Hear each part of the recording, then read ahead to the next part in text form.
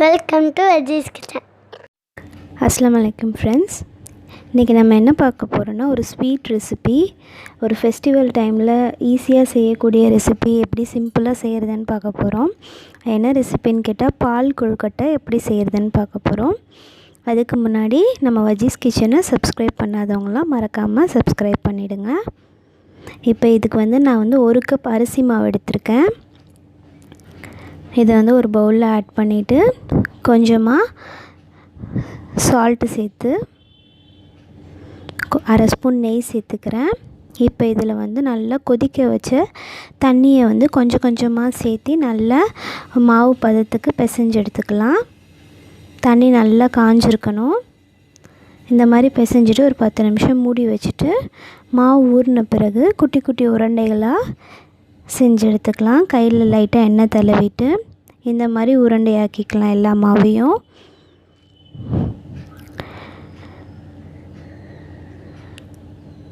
இப்போ இதெல்லாம் உருண்டையாக்கியாச்சு.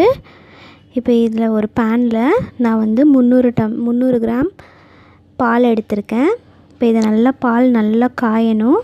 காஞ்ச பிறகு நம்ம உருண்டையாக எடுத்து வச்சுருக்க அந்த கொழுக்கட்டை உருண்டைகளை பாலில் சேர்த்து ஒரு 5லேருந்து 7 நிமிஷம் வேக வைக்கலாம்.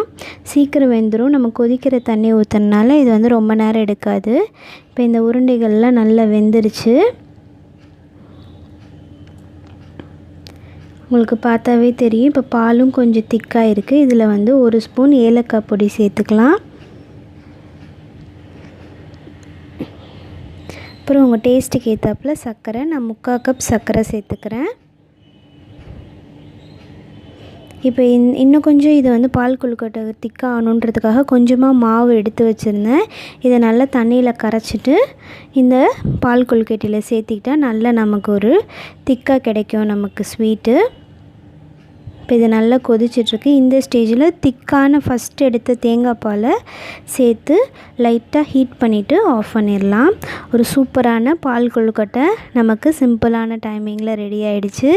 ஈஸியாக இருக்கும். நல்லா உடம்புக்கு இது ஹெல்த்தியும் கூட, நல்ல ஒரு டேஸ்ட்டாக இருக்கும். கண்டிப்பாக இந்த ரெசிப்பியை ட்ரை பண்ணி பாருங்கள். இது எல்லாத்துக்கும் பிடிக்கும்னு நினைக்கிறேன். குழந்தைங்களும் நல்லா விரும்பி சாப்பிடுவாங்க.